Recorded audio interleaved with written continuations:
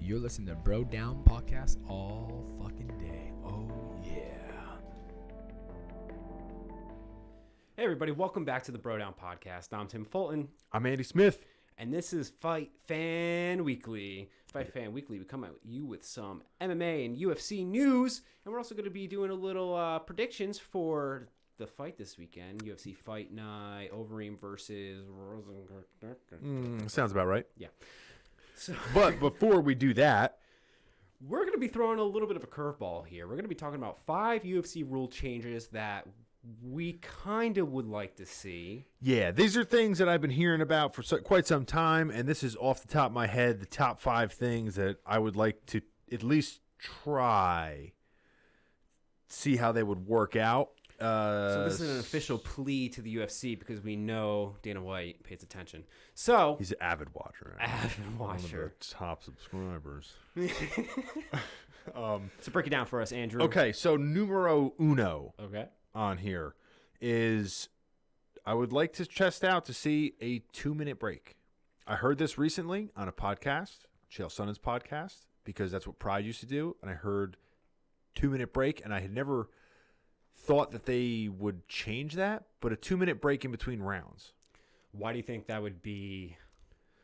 Other than just like giving the guys more time to rest up in between to Yeah. give them a little bit more steam back? Well, it's double the time. Yeah. Right? So they get a minute. So if you look at trying to make guys more, more active in there, more put on a display type thing, if you know you got 2 minutes in between rounds, I think the output, guys will be a little bit more willing to just like work as opposed to like not. I can see what you're saying. It's really just a matter of, I think it'd be safer. Even though there'd be more energy to land shit, I think it would help the fighters as far as safety. That's fair. Plus, there would be the added be bonus wrong. of giving me more time to pee in between rounds. P? I would now have 2 minutes instead of 1. Yeah.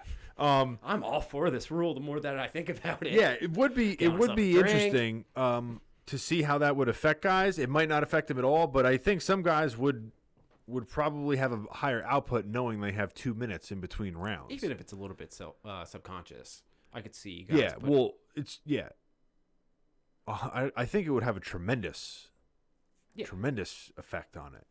I'm all for it. Yeah. I approve. What's Okay. next? Numero dos.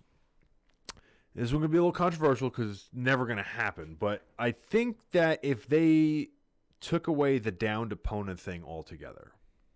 Explain the rule in better detail. Okay, so downed opponent basically means that once somebody's downed, you cannot kick or knee them in the face anymore or the head. Okay. So and they changed this rule slightly to where it used to be What was defined as a downed opponent change? it right? depends on what state that you compete in. So sometimes it's anything other than the flat of your foot. Okay. So if you put one finger on the ground, You're a downed opponent. you're a downed opponent. Okay. Now, other rules is like people just explain it as 3 points of contact. So like a knee, a shoulder, and a hand. Then you're Yes. a downed opponent. Okay. But 3 points of like if both your feet are on the ground or whatever, or like you have one foot is off the ground, the other foot's on the ground, that's not 3 points of contact. So that's not really a good way of explaining it. Okay.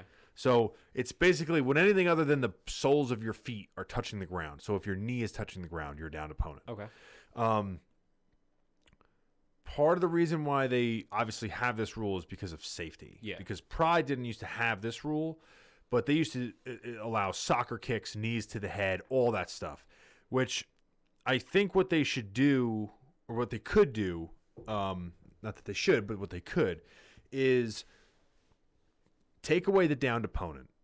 Because a guy leaning against the fence and his hand can touch the ground versus not touch the ground, his face is in the same position. Yeah. So you're kind of not really changing anything there. At the very least, that rule seems not well defined, which Well, is a problem that seems like plagues the sport a little bit. It is defined, but the problem is that when It's poorly defined. well, it's like if I go to if your hand is on the ground and you're clearly a downed opponent, and I throw a knee at your face, and you as a fighter see a knee screaming at your face, and you take your hand off of the canvas to block your face, you're not a downed opponent anymore. Yeah. But why are you not a downed opponent? Well, did that happen in one of the fights that we saw just recently, right? Yeah. What was that? The Askren fight? I don't remember exactly. No, I don't think so. Maybe it was. No, I think she stood that. It was the female judge. Whoever. Yeah. Female judges didn't do the Askren fight. Yeah, you're right. So might have been the Askren card.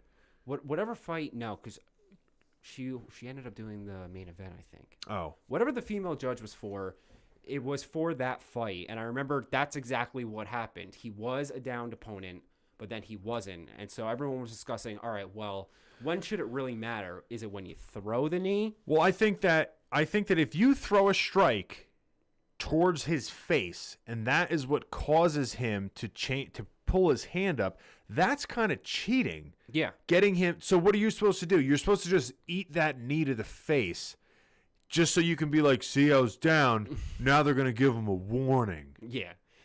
Plus, no one has the time to think. Yeah. Like that. So, but if you're throwing a strike to the ribs and the guy does it, and then you throw it, but if you throw something at his face, isn't that you shouldn't be? I don't think it's right if you throw the strike at someone's face when they're down opponent. It's intent. Yeah, it's the intent to throw it, right? So, I think what you could do is you could take away the grounded opponent. Okay. But when it comes to knees on the ground, kicks on the ground for the standing opponent, nothing to the top of the head, because in Pride, if I had north-south position on someone, I could just knee the top of your head into your spine. Okay. Which is dangerous as fuck. Yeah. So I think top of the head, you can't knee. Back of the head, you can't knee or kick. Same thing as it is now when you're standing. Yeah. The other thing, I think that they should be no stomps. And the reason I say no stomps is because of the cage. In Pride, they had the ring, and you could move your head outside the ring if you were on the ground. Yeah. The cage, if someone stomps your neck into the cage, you're kind of fucked. Yeah, you have nowhere to go. I could be wrong with my thinking process there, where a knee might be just as devastating as a kick, but I just feel like the stomp in that is a little bit too much. That's fair. But then you just get very egregious or very strict with the rules. Like if you knee someone in the top of the head in the north-south position, it's a point. Pick your strikes. Okay. You're a professional. If you don't think that, it's like hunting. If you don't think you have a clear shot, don't take the shot. That's fair. You know what I'm saying? Yeah. You're taking a risk, but if you roll them wrong, then you get stood up and you lose a point. I don't know if I wholly agree with that hard line. Because mistakes happen. They do happen, but here's the thing. This is the reason why I think that points should be taken away. This is one of my other things on here. So that bleeds into warnings and points taken away. Okay. So we're in the middle of a fight. I'm going like this. I'm pawing at you with an open hand. Okay. Referee says keep your hands closed. I do not obey. I go to paw you as you come in. I poke you in the eye. You're having trouble seeing now. Do you think a warning is sufficient? No, and the reason I think that is because he was given a verbal warning during the actual fight. If there was nothing said, okay, I see what you're saying. Yeah. I totally see what you're saying. And that's where I'm tending to go to with this. But before every fight, the referee goes backstage and he tells these guys exactly what he expects from them. Yeah. Yeah, I see what you're saying too. Yeah. They're professionals. They know that they can't claw. They know to keep closed fists or whatever. But like I was saying before, mistakes happen. They do. You're literally in a fight for your life in a certain sense. And sometimes, your body just takes over itself. So if nothing was said, and I go like that, then I think a warning is okay. Let me ask you. Go ahead. And I see what you're saying, but a warning. No. That's not what I'm going to say. No, you should have fear. No, that's not what I'm going to say. No. But if he was given a verbal warning in the actual moment, and it was obvious that the ref said it, everyone could hear it. Yeah. Then a point should be taken away. Okay. So if in wrestling, Yeah. you're wrestling in high school, Yes. somebody smashes their head into your face, Yes. and they're like, "Hey, that's a warning," and your nose is busted and bleeding. Well, They say, hey, shit happens. We won't do it again. We promise. But shit happens. Well, now we're going to get into a really weird discussion about intent, right? Yeah. So, and I know that there's going to be a bunch of gray areas here. So 100%. So it's hard to these are the things where it's hard to make a clear decision because anyone at any point can say, well, what about? Yes. And there's always another, well, what about? But my general philosophy is intent, right? So if someone tries to, and we just had this discussion back when I wrestled back in the day, I had a kid, he didn't know what to do. He backed the back of his head into the front of my head and it busted my nose open. I was bleeding like crazy. I got the pin. I won. Just got to throw that in there. But that was clear intent. He had no other options, so he chose an illegal move. If going back to the eye poke, because that's what we were discussing, if someone truly accidentally poked you in the eye, I don't equate those as the same thing. So that's why I think a warning in one case is fair, and in the other case, you have to look at the guy and say, well, you're purposely breaking a rule. Yes. I know it's hard to like actually say we know for a fact. And Yes, because you can't prove intent in this situation, really. Yeah, exactly. But my issue with this is it's your fucking eyes, especially for this case. It's your eyes. Yeah. So it's like, oh, well, I didn't mean it. Well, guess what? You know the fucking rules, right? Yeah. You know that you're not allowed to paw with an open hand. You are breaking the rules when you're pawing with an open hand. You're not allowed to do that. So if we start taking points away from guys on the first offense, I guarantee you guys will start closing their fucking hands. Okay, that's fair. I could see that too. You know what I'm saying? It's like if you go into that knowing, like, hey, like grabbing the fence. All right, what if they don't poke the eye? They just open the hand. If they open the hand, it's a warning. But if they're opening their hand and nothing happens, then nothing happens. But if they're opening their hands and it's not like an accidental, like, see, that's where the gray area comes in. Yeah. If like it's in the middle of a scramble and somebody goes to like reach up to push on her shoulder and they accidentally hit the eye, that's not pawing with a hand. That's you're trying to grapple and the guy moved his head and you did that. But standing up and you're pawing at the guy like this with an open hand, you know that you're not supposed to do that. And the only way to get guys to change doing that, because some guys use that as a strategy so that guys don't lunge in, is like pulling at their face with an open hand because they don't want to take one in the eye. So, that's what she said. So the only way to change that is the first offense is to tell the refs, warn them the second you see it. Yeah. And then after that first offense, you take a point. See, that I would agree with. If I was assured that the ref would warn them as it was happening, I would say first offense, take the point away. Exceptions to the rule would be like Yair versus Jeremy Stevens, where the eye poke happened in the first 10 seconds of the fight. Yeah. So where's the ref going to warn you? Yeah. You know what I mean? Like that fight ended up, it didn't happen because he couldn't continue. Yeah. But that's the other thing too, like groin strikes. Right? You know you're not supposed to kick someone in the balls. Yeah. And it's like, well, stuff happens. It's like, well, yeah, stuff does happen. But now I have to fight with my nuts killing me because you fucked up. There's nothing against you that happened bad. I'm at the disadvantage now. Yeah. Yeah. And there's not every groin strike is made evenly. Yeah, I know. And I'm playing devil's advocate here for the sake of playing devil's advocate. Devil's advocate. But things do happen. But, I mean, guys shift bodies. Sometimes you just miscalculate. Yeah, sometimes the foot slides up. Sometimes the foot slides up. So I see what you're saying, but... What about two groin strikes? All right, then you should have learned your lesson. But what if it's the guy just happened to move when you were throwing the kick?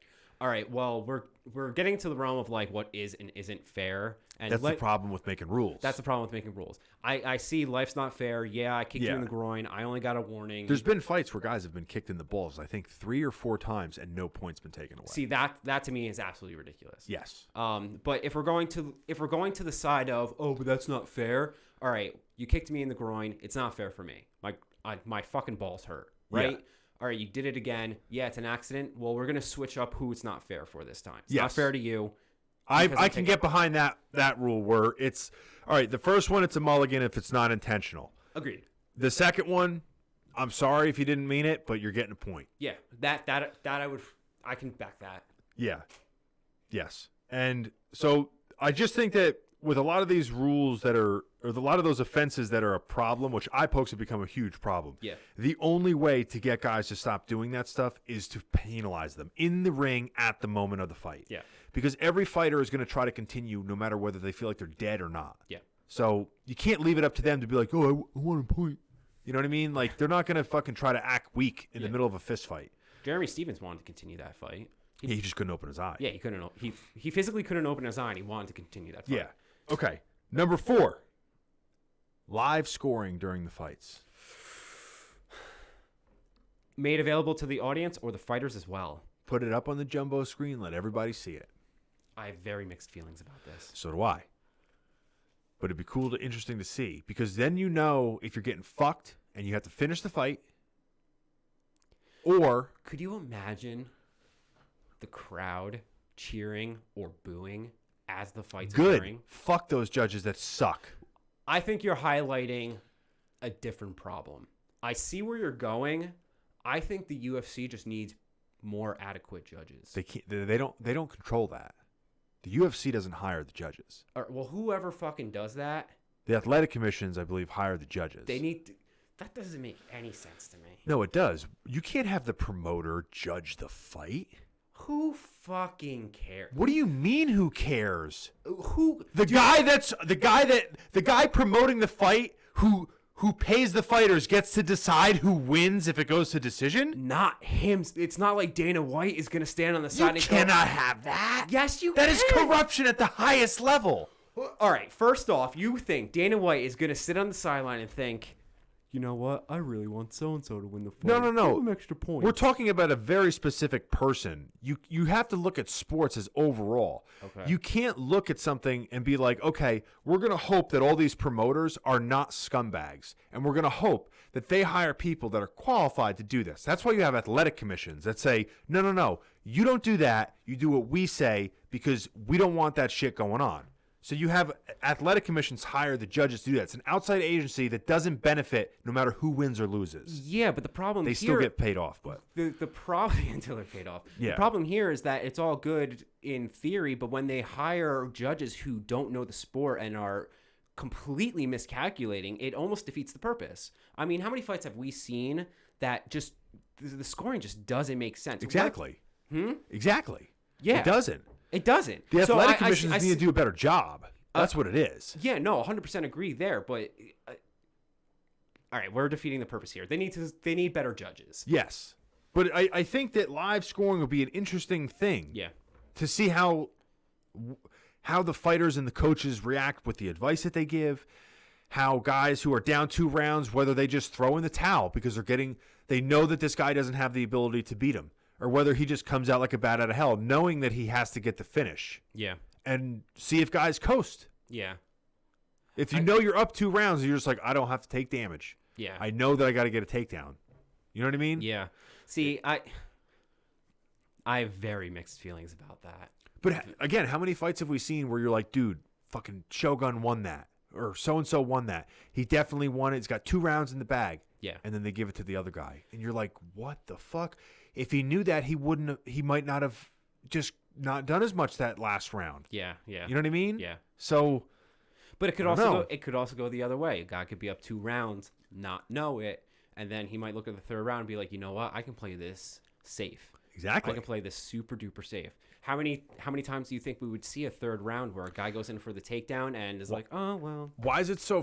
Here's another question. Why do you think it's so foreign? Why is that concept foreign to you? What, live scoring? Yeah. Because I haven't seen it yet. Because you haven't seen it yet. Yeah.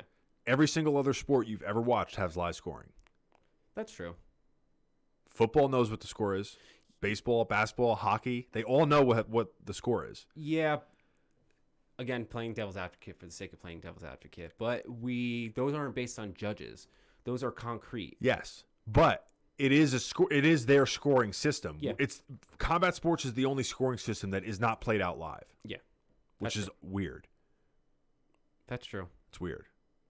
Well, why not take it a step? Okay, I'm already going to regret saying this. Continue on. So, number 5 judges. Okay. just because if there's one shitty one in there, we can get him the fuck out if the other 4 don't see it the same way. Wasn't that why there's 3?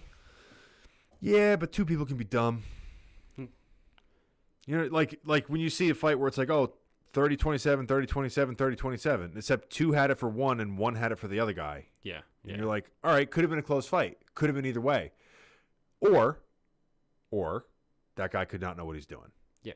So if you have 5 judges, I think that it's like if you get 2 people or 3 people in a room and you ask them a question, like, or ask them what they think about something, you can get more of a, I think you get more of a harder line about who won if you have more people. The more people you ask, as far as quote unquote, we're using the word qualified very loosely, but qualified personnel. Yeah. The more the merrier. Yeah, I agree. I would like to see the definition of qualified be fulfilled more adequately. There's been some horror stories where like judges have asked guys like, "What is he doing there?" When the guy's going for a triangle choke. I'm not one who. You're the one who gets angry at this sport. I'm not, but that shit drives me up the goddamn wall. Yeah, it'd be like a football guy being like, "What's face masking? What's offsides? What's offsides?" Yeah.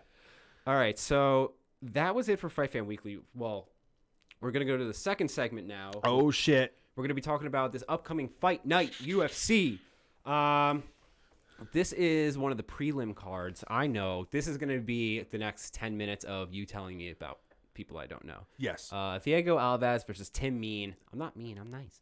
Yeah. Thiago Alves, I don't give a shit. I like Thiago Alves. I don't care if he's had not a lot of success the last couple of years.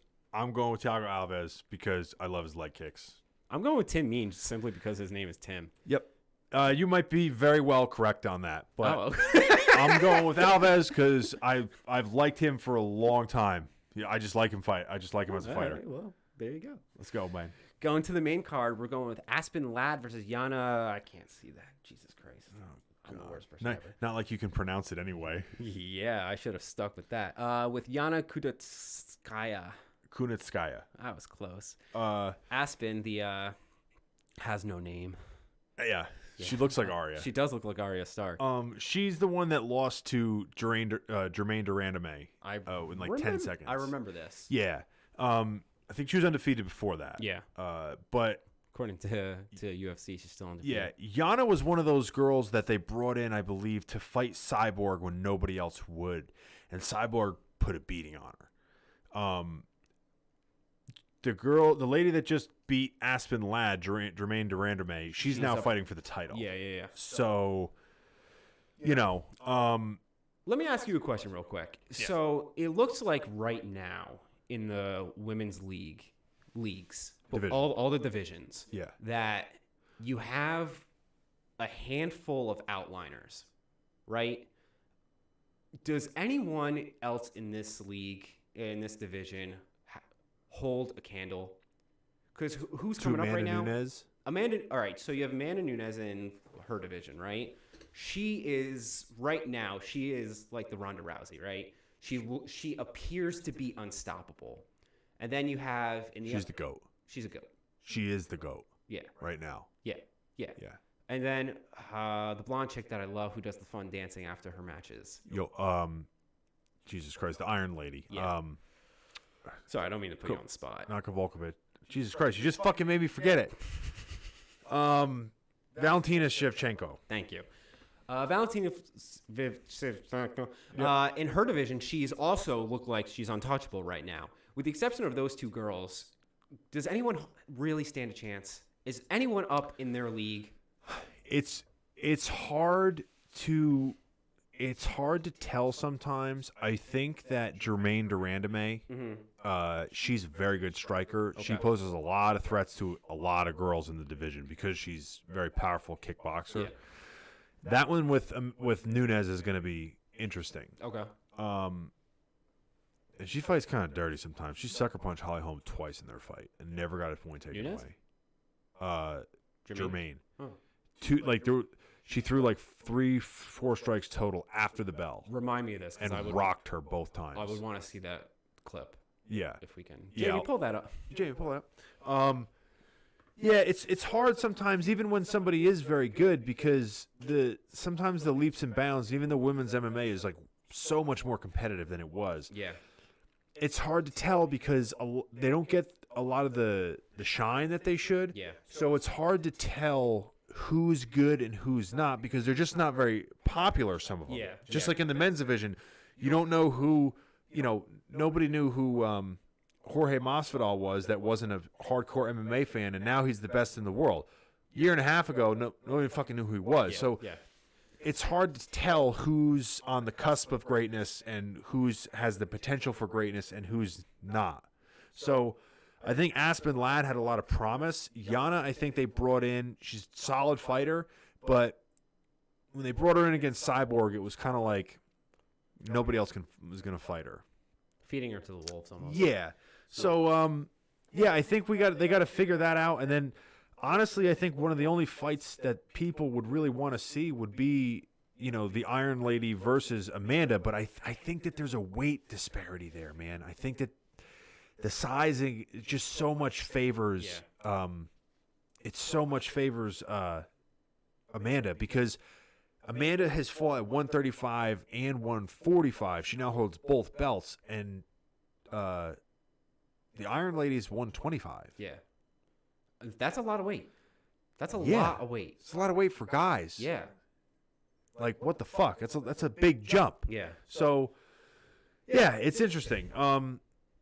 But yeah, there's a ton of talent down there. It's just a matter of who can put it together. Like I said, you still got the Boogie Woman, Joanna Jędrzejczyk. Okay. You still got Rose Namajunas. You got a lot of killers, but again, you don't know when they're going to hit their stride, when they're going to hit the wall. So, sorry, I took us on a tangent. I don't. No, I like that, but I don't know. I think Aspen, after that disappointing loss to Jermaine Durandame, I think she's going to come out a little pissed off. That's fair. I think she's going to want to prove that she's the bee's knees, and I think she's going to put it on Yana. So Yana better come correct. I'm going to follow you on that one. I have Aspen as well because I clearly know what I'm doing. Next up, we have you can do this one. Stefan Struve versus Ben Rothwell. I gave you the easy one. Yeah, I gave you the easy one. Stefan Struve is 7 feet tall. Holy good God. He has the same reach as John Jones, who's 6'4". That shows you how big John's reach is. That's ridiculous. Is the same Duke can take reach. Duke can take flight. Yeah, exactly. So you're fighting a guy with the reach of a 7 foot tall man in a 6'4" body. That's ridiculous. It's ridiculous. Do you hear what Tito Ortiz says? No. He just said the other day that he could take John Jones. I think it was yesterday. Okay. Moving on. I don't want to Moving make on. you angry. Moving on. So Tito's a legend. That's all I'm going to say. Yeah, Ben Rothwell is coming off of 3 losses. Over the span of 3 years, he looks like he took a huge break. I don't know either fighter super duper well, but going off that fact in and of itself, I'm going to give it to Steven over there. Stefan. Yeah, Stefan, solid fighter, always poses a lot of problems, very good off his back. He gets hit a lot for a guy his height. He's not that he's lumbering, but he's a little slow. He's just There's susceptible. a lot of space to hit. Well, put it like Mark Hunt. Granted, Mark Hunt's a K1 level striker, very high level striker, but he's only 5'11". He broke his jaw. Ooh. So How can you even reach up that high? he doesn't use his distance the way that You would want to say. like Jones uses his distance. Yeah. And Ben Rothwell hits fucking hard. But I agree. I think Stefan's been a little more active. He's on a little bit more of a positive streak here. So I'll go with Struve too. Sounds like a plan to me. All right, we have Marina Rodriguez versus Cynthia Calvillo. Yeah, this is the one that I'm most unfamiliar with on the entire card because I can't recall who they fought last or what. This is a total shot in the dark for me because I'm drawing a blank. Even when we looked it up, I didn't remember watching any of those fights offhand. Yeah. So Which I'm sure you did. I'm sure that I did, but I just can't think of them yeah, offhand. I'm going to go... I think... I'll say Calvillo. Because I think I remember seeing her fight last, and I think I remember being like, this girl's fucking good. I'm pretty sure it was Calvillo. I'm having trouble placing the fights. That's fair. Yeah.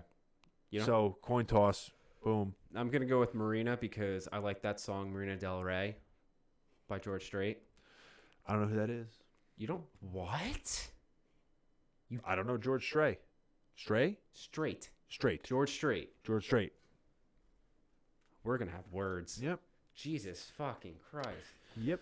All right, and for the main event, we have Alistair Overeem, big boy, versus Jairzinho Rozenstruik. That was pretty good. Yeah. It's almost like they don't like Alistair. Because they give him nothing but beast. Well, they give him nothing but guys that fucking shut people's lights out early. Yeah. And Alistair has, like you know how the Death Star has that one little spot? Yeah. That's like, that spot on Alistair is almost his whole head now. Okay. And I say that with the utmost fucking respect. Yeah, yeah. It's just, the guy has been through so many fucking wars that he just can't take damage anymore. But he's so fucking good that he can still beat people at the highest level. Like, it's a crazy, like, it's so crazy because it's very apparent with Alistair that he has a difficulty taking a shot. Now, granted, it's the heavyweight division. Everyone hits hard. Yeah. But it's almost like he's at such a disadvantage from the amount of wars that he's been in. It's like all guys got to do is touch him once or twice, and it's like he's on Queer Street. So he fights at a level with this chess match where he has to be able to get in and out without getting hit at all. He can't take him anymore. So he is such a high-level striker, though, that he's able to figure that out most of the time against guys that could knock out pretty much any dude on the planet. Yeah, yeah. The problem that he has with this guy is that this guy's last 3 fights combined were less than 2 minutes. Yeah. He has a 19-second knockout, A 9-second knockout. a 9-second knockout, and a 55-second knockout. It's not a lot of time. So Alistair, In the second round. was it the second round? Yeah, it was. 3 fights ago was the second round. Are you sure? Positive. 100% Okay. positive. Okay. So that's Correction. okay. So 7 minutes. Still. So The yeah, past 3 fights haven't equated to 2 full rounds. I mean that's good for. it's good if he can go the distance. Yeah, but 'cause, Alistair I mean, doesn't want to go that. He doesn't. Alistair wants to put you out as quickly as possible because here's the thing. Over the long enough time period, you're going to get hit. Yeah. So Alistair wants to do early, he always does this. He wants to avoid damage and he wants to find your feints. He's going to throw feints. He's going to find what your reactions are to those feints. And then late in the first, early in the second, he's going to pick his shots and try to knock you out with them. And they're going to be 1 or 2 shot combos. That's it. If he thinks that Rozenstruik isn't a good wrestler, which I don't think he's known for his wrestling, you'll see Alistair probably throw more kicks, but also he's susceptible to like right straights and jab when he throws the kicks because you're planted now. Yeah. So it's going to be interesting. Alistair's been trying to clinch with guys a lot lately too, though. Maybe to avoid like the open shots. And Alistair has the most horrific knees, maybe ever in MMA. But he throws knees like nobody else does. Like, you can tell they're different. So Alistair's on a 2-fight win streak. Fuck it, I'm going with Overeem. Overeem. Fucking Overeem. I still think he can win the title. Just because I like to be different, I'm going to go with Rozenstruik. Yeah, I hope Overeem's one of those guys like Yoel Romero. Nobody really wants to fight him. He's actually probably less scary Yoel at this point, but he can fucking knock anybody out on any given night. So I want to see Overeem win the title at some point. He's getting close to the end of that, and I think if he wins against this guy, it puts him in maybe like a 1 more fight, and then he goes for the title. All right. Well, let's hope he gets it then. I want to see Overeem versus DC. All right, well, that about wraps us up for this long episode of Fight Fan Weekly. Yes, sir. Go to brodownpro.com. Like, subscribe, hit all the buttons. All of them. Just fucking all of the buttons. And we will see you guys next time. You're listening to Bro Down Podcast all fucking day. Oh,